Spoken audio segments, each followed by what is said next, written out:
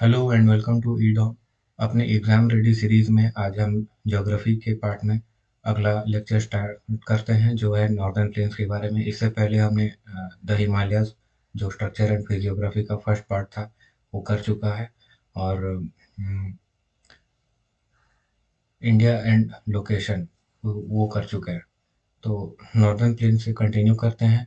Northern plains जो है Himalayas के फॉर्मेशन के बाद वो उसकी फॉर्मेशन हुई है और formed by Indus Ganga and Brahmaputra river systems. जो ये तीनों नदियाँ, बड़ी नदियाँ इंडस गंगा और ब्रह्मपुत्र रिवर सिस्टम्स जो हैं अपने साथ सेडिमेंट्स ला कर के नीचे डिपॉजिट कर दिया, उससे नॉर्दर्न प्लेन्स बन गए। ठीक है, और ये इसकी एज क्या है? जियोलॉजिकल एज इसकी है क्वाटरनरी पीरियड, जो कि फिजियोग्राफिक डिविजन्स में अगर देखें तो this is the youngest physiographic division of India. ठीक है, विड्थ जो है इसकी है 150 से 300 किलोमीटर है, वाइडेस्ट इन गंगा प्लेन्स है। ठीक है, सबसे चौड़ी जो है वो वेस्टर्न यूपी और दिल्ली वाले रीजन में दिखाई देती है, जो प्लेन्स वाला एरिया है। और जैसे जैसे हम ईस्ट आते जाते हैं टुवर्ड्स बिहार और इवन असम, वहाँ पे वो पतली हो जाती है। अभी इसका कंपोजिशन देख लेते हैं। एल्यूवियम है इसमें। ठीक है, जो हॉरिजॉन्टली ट्रांसपोर्टेड मटेरियल है from the Himalayas and peninsular India, और उसका डिपोजिशन है इन द नॉर्दर्न प्लेन्स। और वो बना हुआ है सैंड सिल्ट और क्ले से, डिपॉजिटेड बाय द रिवर्स। और थिकनेस जो है इस एल्यूवियम की कहीं कहीं पे अप टू 100 मीटर्स है। ठीक है, सेवरल 100 मीटर्स की थिकनेस है, तो उससे काफ़ी रिच और मैच्योर सॉइल प्रोफाइल बनती है। और उससे काफ़ी अच्छी वहाँ पे एग्रीकल्चर के लिए बहुत अच्छा है उसके लिए। Slope generally west to east है, जनरली का वेस्ट टू ईस्ट ही है। और सीक्वेंस हम देखते हैं तो इसमें भाबर, तराई और एल्यूवियल प्लेन्स, यानी कि सबसे पहले नॉर्थ में भाबर पाए जाते हैं, उसके नीचे तराई पाया जाता है और उसके नीचे फर्टाइल सॉइल एल्यूवियल प्लेन्स पाए जाते हैं। इसको आगे हम डिटेल में देखेंगे। इसमें जो इम्पोर्टेंट बायोस्फीयर रिजर्व्स हैं वो सुंदरबंस में मैंग्रोव्स, लार्जेस्ट मैंग्रोव इकोसिस्टम है पूरे वर्ल्ड में। और मानस जो है असम में है, वो राइनोज और पिग्मी हॉक्स के लिए जाना जाता है। और दिब्रू साइखोवा जो है वो भी असम में है। और ये सारे बायोस्फीयर रिजर्व्स हैं। कुछ इंपॉर्टेंट यूनेस्को साइट्स जो है वो मानस एंड सुंदरबन है। और इसमें नेशनल पार्क्स जो हैं जिम कॉर्बेट, दुधवा, राजाजी, ये सारे वेस्टर्न साइड में है। उत्तराखंड एंड यूपी वाले रीजन में वाल्मीकि नेशनल पार्क ये जो है बिहार में है। सुंदरबंस और गोरुमारा ये वेस्ट बंगाल में है। कुछ का ही नाम लिखा है हमने। असम में ऐसे और भी बहुत कुछ है, वेस्ट बंगाल में भी है। अ, कुछ फर्दर एक्सप्लेनेशन के लिए हम देखते हैं भाबर, तराई और पांगड़ क्या है। तो जैसे पहाड़ों से रिवर बहती हुई नीचे आई तो अपने साथ जो हैवी लोड था उसका, यानी जो हैवी बोल्डर्स और रॉक्स थे, उसको इमिडिएटली वो पहाड़ के नीचे वो डिपॉजिट कर देती है।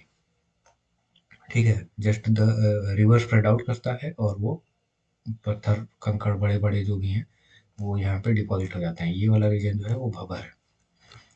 फिर उसके आगे अब इसमें होता क्या है कि रिवर जो ऐसे बह के आ रही है यहाँ पे, वो इन पत्थरों से नीचे चली जाती है। पत्थर एक के ऊपर एक के ऊपर एक स्टैक करके रखे हुए हैं और पानी उससे नीचे बह रहा है। फिर एक लेयर के बाद, सॉरी, एक लेवल के बाद, यानी 8 से 10 किलोमीटर, 8 से 16 किलोमीटर तक का एक बेल्ट होता है भबर का। और उसके आगे जो भी खत्म हो जाता है। मतलब कहने का ये मतलब है कि रिवर की कैरिंग कैपेसिटी आगे उतनी नहीं है। तो अब उससे आगे हमें पत्थर दिखाई नहीं पड़ता है, तो आगे फिर क्या होता है, हमें एक फ्लैटलैंड सा दिखाई पड़ता है जहाँ पे मार्शेस दिखाई पड़ते हैं। स्वाम्प्स और मार्शलैंड्स होता है, उसको हम तराई बोलते हैं। जो तराई वाला बेल्ट है वो ये है। भबर से आगे चलने पे हमें स्वाम्प्स और मार्शलैंड्स दिखाई पड़ते हैं। कीचड़ और गीली मिट्टी वाला एरिया, उसको हम तराई बोलते हैं। ठीक है, स्वाम्पी है। उसके आगे फिर हम आ जाते हैं एल्यूवल प्लेन्स। ये हमारा नॉर्दर्न प्लेन्स का एक्चुअल पार्ट है, जहाँ पे मोस्टली एग्रीकल्चर के लिए और सेटलमेंट के लिए जो ज़्यादा फेमस है। तो यहाँ पे ओल्डर एल्यूवियम जो है वो भांगड़ है और न्यूअर एल्यूवियम जो है वो खादर है।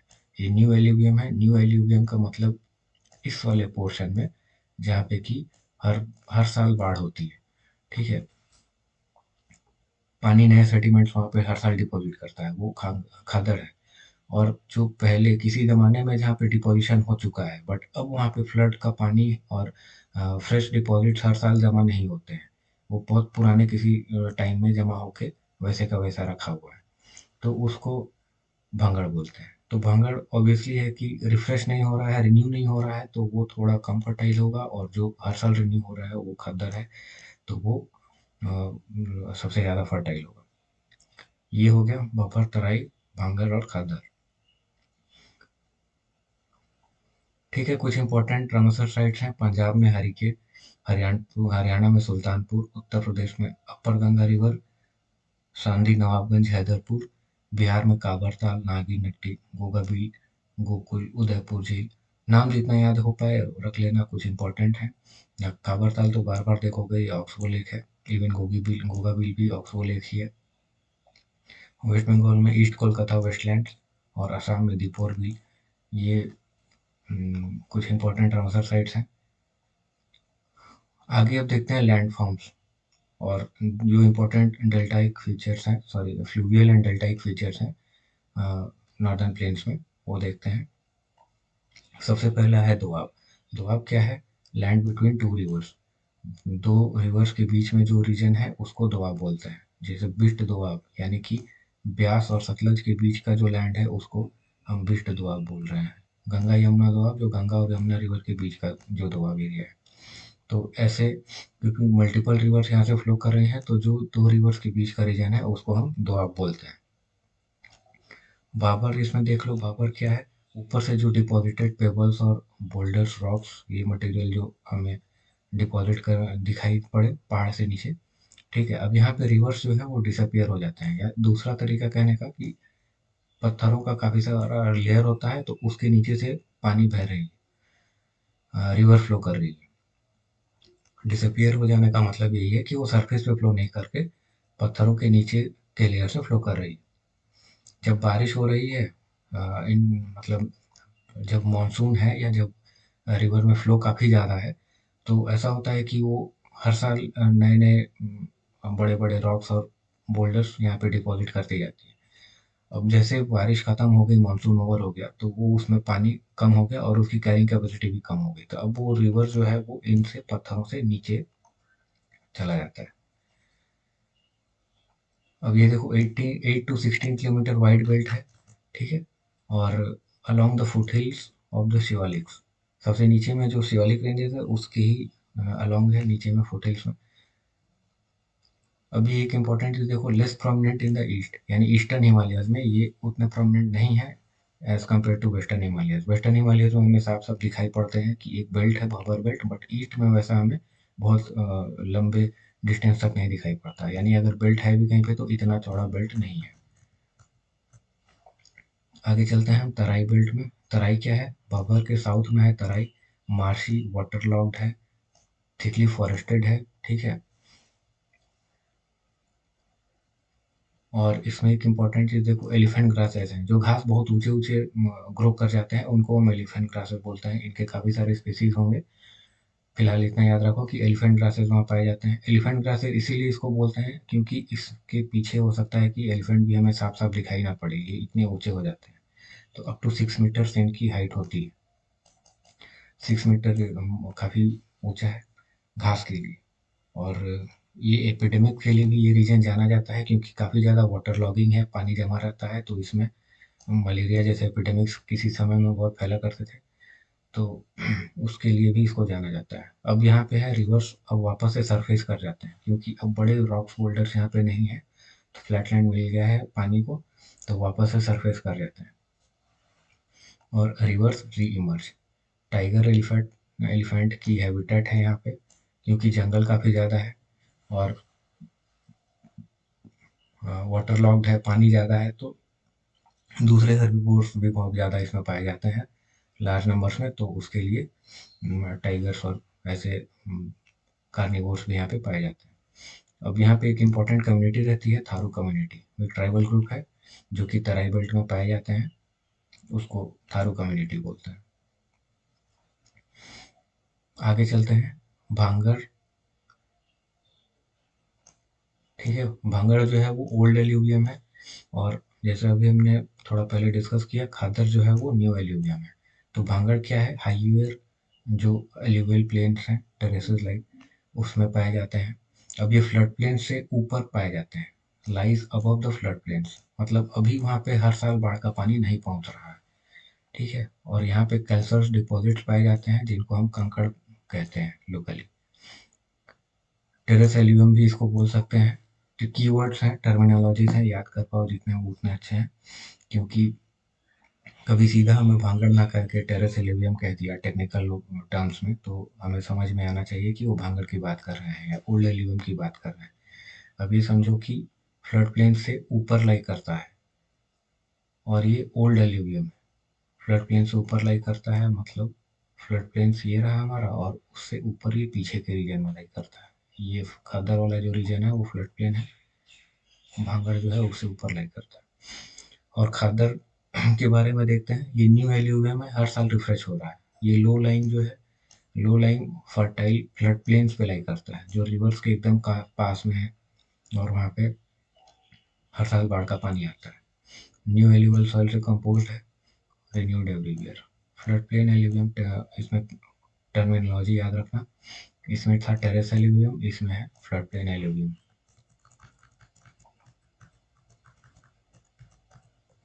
आगे देखते हैं। हाँ, एक इंपॉर्टेंट चीज, फर्टिलिटी जो है वो खादर की ज़्यादा होगी एज कम्पेयर टू भांगर, क्योंकि ये हर साल रिफ्रेश हो रहा है।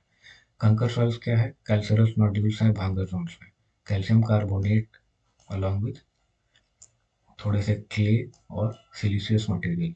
कुछ क्ले है, थोड़ी सी सैंड है, और बाकी कैल्शियम कार्बोनेट है, तो उसे ग्लोब्यूलर स्ट्रक्चर बन जाता है। उसी को हम कैल्सरस नोड्यूल्स या भांगड़ जोन्स बोलते हैं। Oxbow lakes, oxbow lakes important है। यू शेप्ड लेक्स फॉर्म हो जाते हैं, और रिवर के मियंडरिंग से या मियंडर के कट ऑफ हो जाने से उसको हम ऑक्सबो लेक्स बोलते हैं। अब ये काबर ताल, गोगी बिल, मोती झील, दीपोर बिल इंपॉर्टेंट नेम्स हैं, ये याद रख लेना। रिवर फ्लो करती हुई ऐसे आ रही है, मियंडरिंग करते हुए। अब कभी हो सकता है कि ये वाला पोर्शन जो है वो कट करके रिवर ऐसे फ्लो करने लगे, और ये बाद में अलग से इस तरीके से हमें दिखाई पड़ने लगे, तो इसी को हम ऑक्सबो लेक्स बोलते हैं। ठीक। मियंडर क्या है, जो इस तरीके से नदी बहती हुई आ रही है, साइनियस, यानी कि साइन कर्व के जैसे, साइन कॉस वाला कर्व, साइन कर्व है ये। तो साइनियस वाइंडिंग कर्व और bend in a river channel. ठीक है। घुमावदार बिल्कुल, स्नेक लाइक, सर्पेंटाइन, ये बोल सकते हैं। साइनियस वाइंडिंग कर्व और bend in a river channel typically found in middle and lower course. अब ये अपर कोर्स में इतना ज़्यादा पाया नहीं जाएगा, मिडिल और लोअर कोर्स में ज़्यादा पाया जाएगा, क्योंकि मेंडरिंग वहीं ज़्यादा होगी जहाँ पे रिवर की वेलोसिटी थोड़ी कम हो। जहाँ बहुत ज़्यादा स्विफ्ट रिवर फ्लो कर रही हो, वहाँ पे वो मेंडरिंग नहीं होगा। अब नेचुरल लीवीज देखो, नेचुरल लीवीज जो है रिवर के किनारे किनारे, कुछ उसके बैंक्स जो हैं वो ऊपर से उठ जाते हैं, ये इस तरीके से, और यहाँ पे रिवर फ्लो कर रहा है, और ये इस तरीके से थोड़ा सा बैंक बन गया, ये इतना स्टीप नहीं होगा, थोड़ा सा कर्वी। अब इसमें रिवर फ्लो कर रही है ऐसे, फोटोग्राफ से ही समझेंगे इसको, इजी होगा। ये समझो कि रिवर के दोनों ओर किनारे में थोड़े से उसके बैंक्स रेज कर जाते हैं, ऊपर उठ जाते हैं सेडिमेंट डिपोजिशन की वजह से, उसको हम नेचुरल लीवीज बोलते हैं।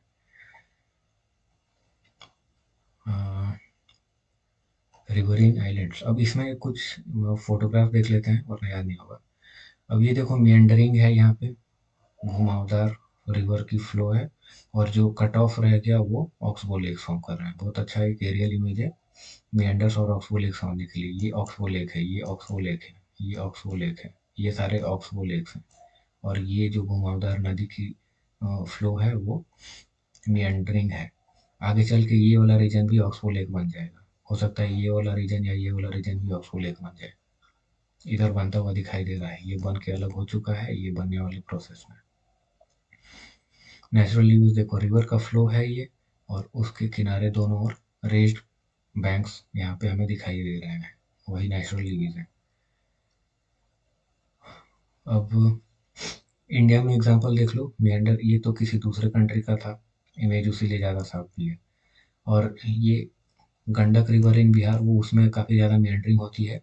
तो ये देखो, ये ऑक्सबो लेक्स है, ये ऑक्सबो लेक्स है। इनफैक्ट दिस इज मोती झील। और ये ऑक्सबो लेक्स हैं, ये ऑक्सबो लेक्स हैं। बाकी ये जो रिवर की फ्लो है वो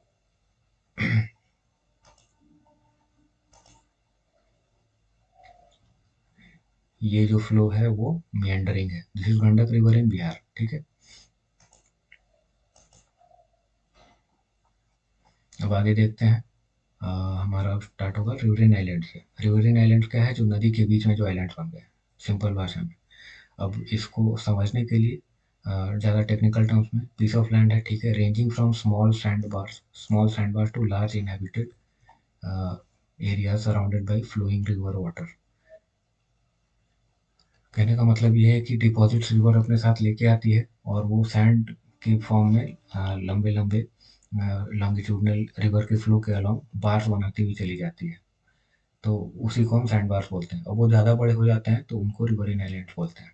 अब इसमें इम्पोर्टेंट क्या है कि स्मॉल सैंड बार से लार्ज इनहेबिटेड एरिया, जो मजुली जैसे आइलैंड्स हैं, वो हो सकते हैं। और surrounded by flowing water of a river, अगर कहीं रिवर का स्टैग्नेंट वाटर पहुंच रहा है कहीं से कट ऑफ होके, जैसे ऑक्सबो लेक्स में है, अगर उसके आसपास कहीं पे उस तरीके का स्ट्रक्चर बन रहा है तो उसे हम रिवरिन आइलैंड कह के कुछ और बोलेंगे।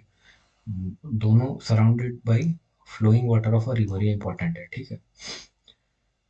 रिवर वाटर से सराउंडेड नहीं है तो उसको हम फिर रिवरिन आइलैंड तो नहीं कहेंगे, कुछ और ही कहेंगे। Created by accumulation of sediment, river से अपने साथ सेडिमेंट ला रही है, उसी से वो फॉर्म कर रहा है। मजुली है ब्रह्मपुत्र में, आसाम में, वो सबसे बड़ा रिवरिन आइलैंड है पूरे वर्ल्ड में। अब distributaries, streams branching away from the main river. Streams जो है, फ्लो, जो मेन रिवर की फ्लो है उससे अलग कट के बहने लगी, यही होता है डिस्ट्रीब्यूटरीज। अब ये मैच्योर स्टेज में पाए जाते हैं। रिवर बाइफर्केशन हो रहा है, मेन फ्लो से रिवर कट के अलग बहना स्टार्ट कर दी। अब ये तब फॉर्म करता है जब रिवर काफ़ी ज़्यादा डिपॉजिट्स ला करके सिल्ट जमा कर दिया है रिवर ने। यानी कि अपने फ्लो के रास्ते में ही उसने काफ़ी ज़्यादा सेडिमेंट्स डिपॉजिट कर दिया। अब उसका खुद का ही फ्लो अपने ही डिपॉजिट किए हुए सेडिमेंट से ब्लॉक हो रहा है। ऐसे में अब क्या होगा कि जो पानी है वो कहीं और से, या इजीली इरोडेबल जो एरिया है वहां से रास्ता ढूंढते हुए नया फ्लो बना लेगी। तो उस तरीके से एक दूसरा फ्लो स्टार्ट हो जाता है और फिर आगे चल के वो एक पूरे रिवर का फॉर्म ले लेता है।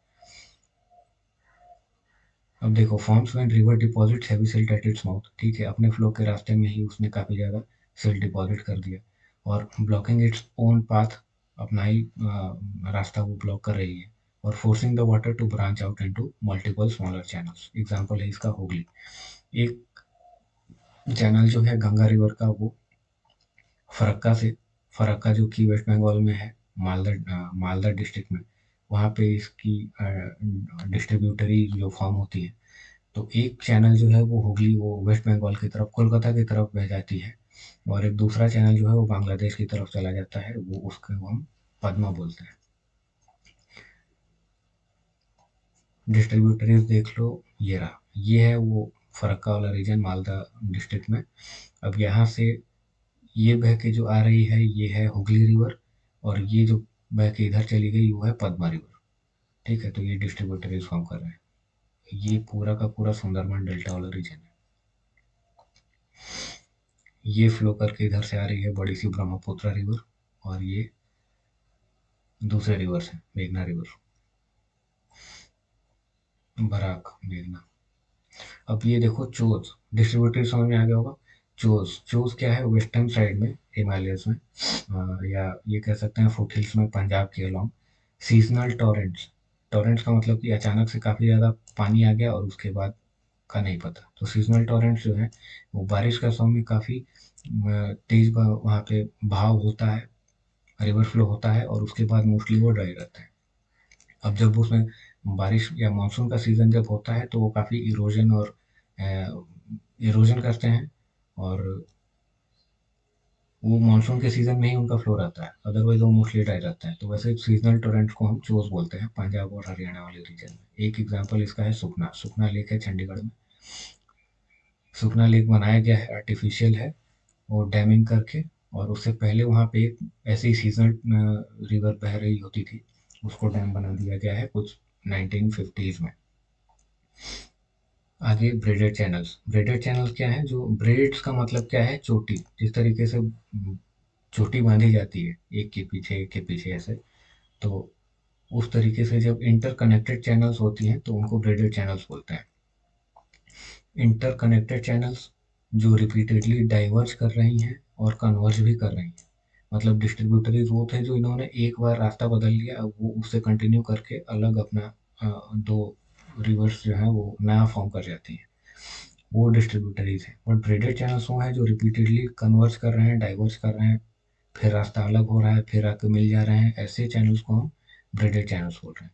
ये काफ़ी डायनेमिक और अनस्टेबल होते हैं, कभी भी रास्ता बदल लिया फिर अनस्टेबल है क्योंकि रिवर शिफ्टिंग हो रही है कंटिन्यूसली। और ज़रूरी नहीं है कि आज जहाँ से फ्लो है कल भी वहाँ से हो सकता है फिर रास्ता बदल ले। तो इसीलिए डायनेमिक है, चेंजिंग है, और कॉन्स्टेंटली शिफ्टिंग चैनल्स हैं, ठीक है। और सेडिमेंट लोड यहाँ पे काफ़ी ज़्यादा होता है, उसीलिए ब्रेड्स का फॉर्मेशन होता है। अब ब्रेडेड चैनल्स देख लेंगे वो भी। अब लार्जेस्ट डेल्टा जो है इसमें नॉर्दर्न प्लेन्स में सुंदरबंस में फॉर्म हो रहा है। लार्जेस्ट मैंग्रोव फॉरेस्ट भी है। वाटर डिवाइड जो है देखो, ये इम्पोर्टेंट है। इससे पहले हमने देखा था,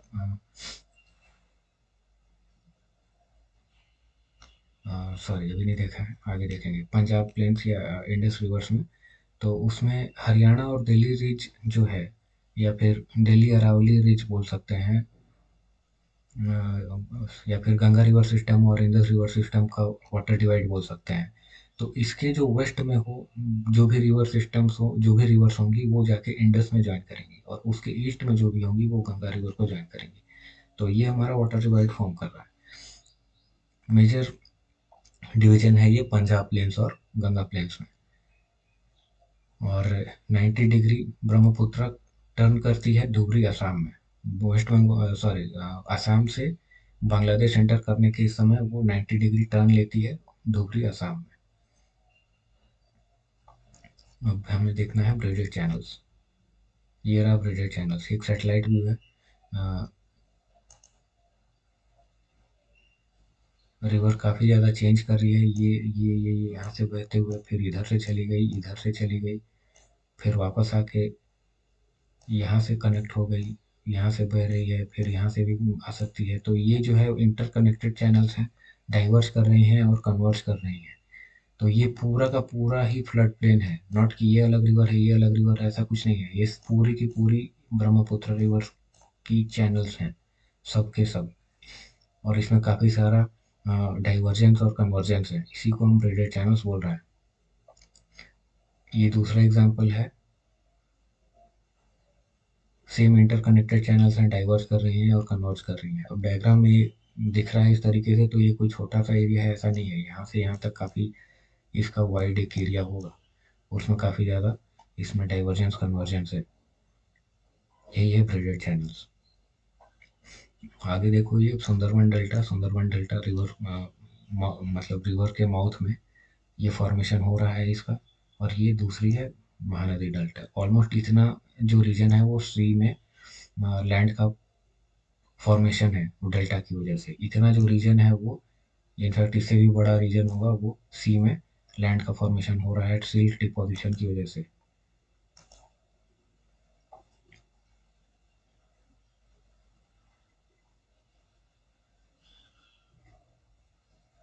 अब देखते हैं आगे रिवर बेसिन। नॉर्दर्न प्लेन्स में जो है वो रिवर बेसिन का डिवीजन, इसको हम फर्दर क्लासिफाई कर सकते हैं पंजाब प्लेन्स में, गंगा प्लेन्स में और ब्रह्मपुत्र प्लेन्स में, पूरे के पूरे नॉर्दर्न प्लेन्स को। तो सबसे पहले देखेंगे पंजाब प्लेन्स, जो कि लैंड ऑफ 5 रिवर्स है। पंज मीन्स 5, और पंजाब यानी land of 5 reverse. Important river system है इसमें इंडस। इसमें गंगा में आके कोई रिवर नहीं मिल रही, यहाँ से सबके सब रिवर्स यहाँ से इंडस रिवर में जाके मिलते हैं, तो इसीलिए रिवर सिस्टम यहाँ की इंडस है। अब दिल्ली अरावली रिज बोल दें या फिर हरियाणा दिल्ली रिज बोल दें, इम्पोर्टेंट वो नहीं है, नाम याद रखना। ये सिंपल है, दिल्ली अरावली रिज, इसको ही याद रख लो। ईस्टर्न बाउंड्री फॉर्म करती है इसकी, separating from the Ganga basin, यानी कि पंजाब प्लेन्स जो है वो वेस्ट में पड़ेंगे और गंगा प्लेन्स जो है वो उसके ईस्ट में पड़ेंगी, दिल्ली वाटर रिज के। अब इम्पोर्टेंट फीचर्स यहाँ पे दोआब हैं और चोज हैं। तो दोआब हम देख चुके हैं, लैंड बिटवीन टू रिवर्स। अब ये कुछ नाम देख लो, बिस्ट दोआब यानी और सतलज के बीच में है तो उसे बिस्ट दोआब बोल रहे हैं। बारी दोआब यानी कि ब्यास रिवर है और रावी रिवर है तो उसके लिए उसको हम बारी दोआब बोल रहे हैं।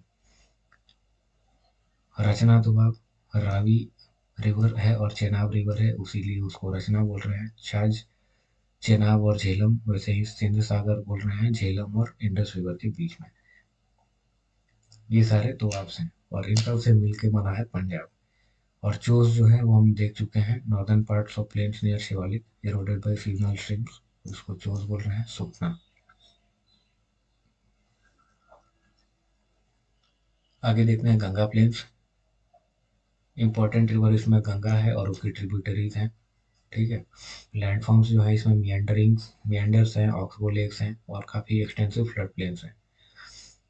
दिल्ली रिज जो है वो वेस्ट बाउंड्री फॉर्म करती है और महानंदा रिवर जो है वो ईस्ट बाउंड्री फॉर्म करती है। ईस्ट नॉट बाउंड्री मतलब एक्सटेंट है उसका, गंगा प्लेन्स का। महानंदा रिवर वेस्ट बंगाल से फ्लो करते हुए आती है और गंगा में मिलती है। Parts of Bihar, eastern Bihar और वेस्ट बंगाल से फ्लो कर रही होती है और गंगा रिवर में जाके मिलती है। तो उसके फर्दर ईस्ट जाने पे जो दूसरी मेजर रिवर है वो तीस्ता है और तीस्ता जाके ब्रह्मपुत्र में मर्ज करती है। तो ये एक तरह से हम कह सकते हैं कि गंगा प्लेन्स के लिए बाउंड्री हो गई ईस्टर्न मोस्ट। और अपर गंगा प्लेन, अब इसको फर्दर डिवाइड किया हुआ है अपर गंगा, अपर मिडिल और लोअर गंगा प्लेन्स में। अपर गंगा प्लेन देखते हैं, उत्तराखंड के कुछ छोटे parts, mostly western UP, western और सेंट्रल यूपी पूरा का पूरा वो मिडिल गंगा प्लेन में, सॉरी अपर गंगा प्लेन में आता है। और eastern UP up to Varanasi वाला रीजन वो अपर गंगा प्लेन का पार्ट है। अब इसमें सॉइल जो है वो सैंडी लोम सॉइल्स हैं, सैंड की परसेंटेज यहाँ पे ज़्यादा है। मिडिल गंगा प्लेन जो है वो ईस्टर्न यूपी बनारस के ईस्टवर्ड्स या थोड़ा वाराणसी वाला रीजन से लेके वो पूरा बिहार का रीजन जो है वो मिडिल गंगा प्लेन्स में है। अब इसमें क्या है, कुछ इंपॉर्टेंट फीचर अगर देंगे तो massive changes in river courses, Kosi जैसे रिवर्स हैं यहाँ पे और वो काफ़ी रिवर कोर्स शिफ्टिंग करती हैं ड्यूरिंग फ्लड्स। सेडिमेंट का लोड यहाँ भी ज़्यादा होगा उसीलिए रिवर शिफ्टिंग हो रही है, कोर्स शिफ्टिंग हो रही है। अब सॉइल देखो यहाँ पे mix of silt, clay and sand. Sand के साथ साथ यहाँ पे सिल्ट और क्ले भी सिग्निफिकेंट प्रोपोर्शन में है। अब यहाँ पे वाटर रिटेंशन ज़्यादा है, वाटर रिटेंशन वहाँ ज़्यादा होगा जहाँ पे क्ले की परसेंटेज ज़्यादा है। क्ले नहीं हो तो सैंड वाटर रिटेंशन कम होगा। अब चूंकि यहाँ पे सिल्ट और क्ले ज़्यादा है तो वाटर रिटेंशन ज़्यादा है, उसीलिए राइस की फार्मिंग वहाँ पे अच्छी होती है विदाउट इरिगेशन। अब लोअर गंगा प्लेन्स देख लें, West Bengal and bordering areas, West Bengal से स्टार्ट होके बॉर्डरिंग बांग्लादेश वाले रीजन में जो है वो लोअर गंगा प्लेन्स है। अब इसमें सॉइल कैरेक्टरिस्टिक्स अगर देखें तो सिल्ट होगा और क्ले होगा, सैंड इसमें काफ़ी कम होगा। बहुत फाइन एल्यूवियल सॉइल्स यहाँ पे पाए जाएंगे, फाइन एल्यूवियल डिपॉजिट हैं। अब important characteristics lower Ganga plains में एक तो डेल्टा फॉर्मेशन है, डेल्टाइक रीजन है of the Ganga Brahmaputra system. Flat है, लो लाइन टेरेन है, यहाँ पे सी लेवल से इनकी हाइट काफ़ी कम होगी। और एक्सटेंसिव वेटलैंड्स जहाँ पे पानी फैल गया तो वो सालों भर रह जाता है वैसे ही, क्योंकि फ्लैट है, पानी निकलने के लिए उसको ज़्यादा स्लोप है नहीं। स्वम्प फॉर्म करते हैं, स्वम्प्स, और डिस्ट्रीब्यूटरीज फॉर्म करते हैं क्योंकि काफ़ी ज़्यादा सेडिमेंट लोड है यहाँ पे। और ठीक है, नाम एक याद रख लो, हुगली याद रहेगा ही सबको। और एक दूसरा इंपॉर्टेंट चीज़ है यहाँ पे कि टाइडल इन्फ्लुएंस और मड फ्लैट। सी का इन्फ्लुएंस अब यहाँ पे आना स्टार्ट हो चुका है, टाइडल इन्फ्लुएंस है। और यहाँ पे मड फ्लैट्स यानी कि काफ़ी एक्सटेंसिव एरिया तक जो सिर्फ मड्स दिखाई दे रहे हैं, कीचड़ दिखाई दे रहा है। और काफ़ी टाइम वो सबमर्ज रहता है, कुछ टाइम वो ड्राई रहता है। तो not favourable for human settlement, but कहीं कहीं पे लोग हट्स बना के रहते हैं। Ganga plains particularly the lower region are more affected by floods and shifting। हाँ, लोअर रीजन जो है वो ज़्यादा फ्लड से अफेक्टेड होती है, यानी बांग्लादेश वाला रीजन वो ऑलमोस्ट हर साल बाढ़ से अफेक्ट होता है। अब इसमें एक चीज़ देखो कि अपर गंगा प्लेन्स में हमारे पास सैंड ज़्यादा था। सैंड ज़्यादा था तो अ, सबसे पहले रिवर्स जो है पहाड़ों से नीचे आई, तो उसने भाबर बेल्ट में क्या किया, बड़े बड़े बोल्डर्स उसने डंप कर दिए, क्योंकि अब उसकी कैरिंग कैपेसिटी अब है नहीं। तो जो उसके साथ सैंड रहा वो सैंड थोड़ा आगे बढ़ गया, और सैंड आके अपर गंगा प्लेन्स में जाके डिपॉजिट हो गया। अब सैंड के बाद आगे मिडिल गंगा प्लेन्स में आते हैं, तो वहाँ पे क्ले और सिल्ट डिपॉजिट हो रहा है, सैंड की परसेंटेज वहाँ पे कम होती जा रही है। और लोअर गंगा प्लेन्स में देखें तो सैंड बिल्कुल ही कम है, वहाँ पे ज़्यादा क्ले और सिल्ट ही है। तो मतलब देखो ये पार्टिकल साइज पे डिपेंड कर रहा है, जो सबसे हैवी है, जो सबसे ज़्यादा बड़े पार्टिकल्स हैं वो सबसे जल्दी डंप कर दिए गए, जो थोड़े कैरी किए जा सकते हैं वो मिडिल गंगा प्लेन्स तक आए, अपर गंगा प्लेन्स तक आए। और जो जैसे जैसे फाइनर सेडिमेंट्स हैं, क्ले और सिल्ट बहुत ज़्यादा फाइन होते हैं, तो वो एकदम up to the Bangladesh region या वेस्ट बंगाल रीजन वो कैरी कर रहे हैं। तो पार्टिकल साइज पे वो डिपेंड करता है कि वो कितने दूर तक जाके रिवर के साथ फ्लो कर पाएगी, और उसी से हमारा पूरा सॉइल टेक्सचर डेवलप कर गया है।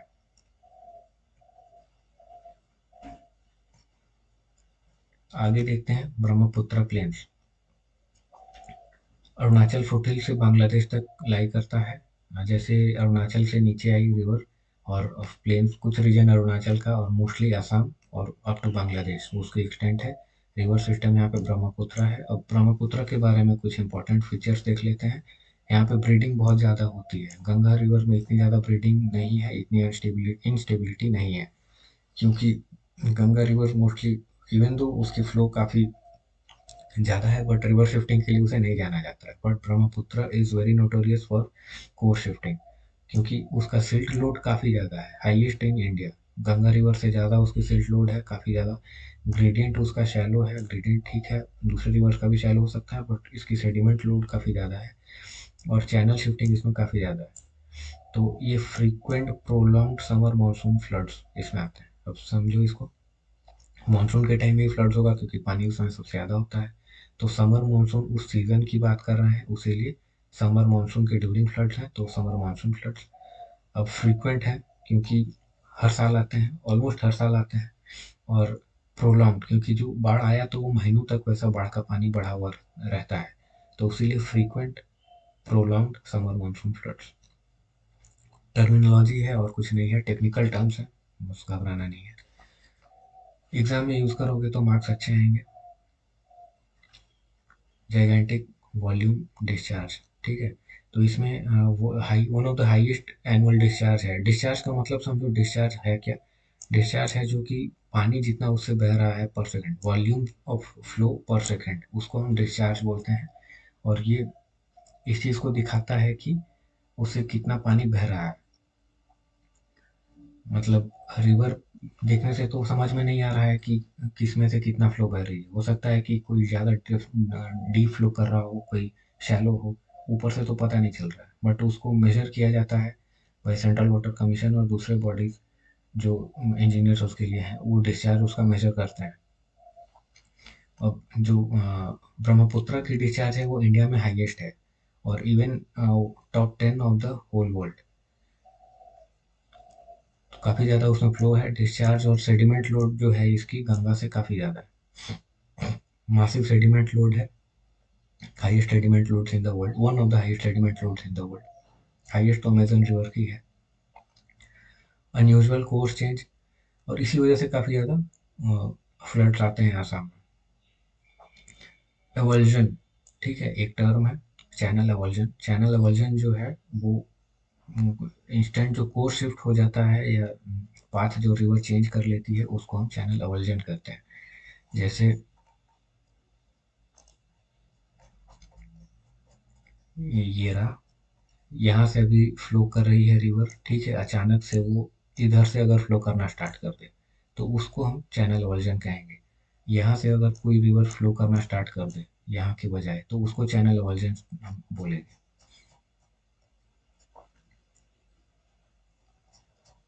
चैनल एवल्जन, ठीक है। अब लैंडफॉर्म्स, इंपॉर्टेंट लैंडफॉर्म्स, इसमें रिवरिन आइलैंड्स हैं जो कि दूसरे जगह में कम पाए जाते हैं, और मजूली का नाम इसलिए याद रखना क्योंकि लार्जेस्ट जो रिवरिन आइलैंड है पूरे वर्ल्ड में है। मतलब ये समझ लो कि इतना ज़्यादा, इतना डिपोजिशन दूसरे रिवर्स में नहीं हो रहा है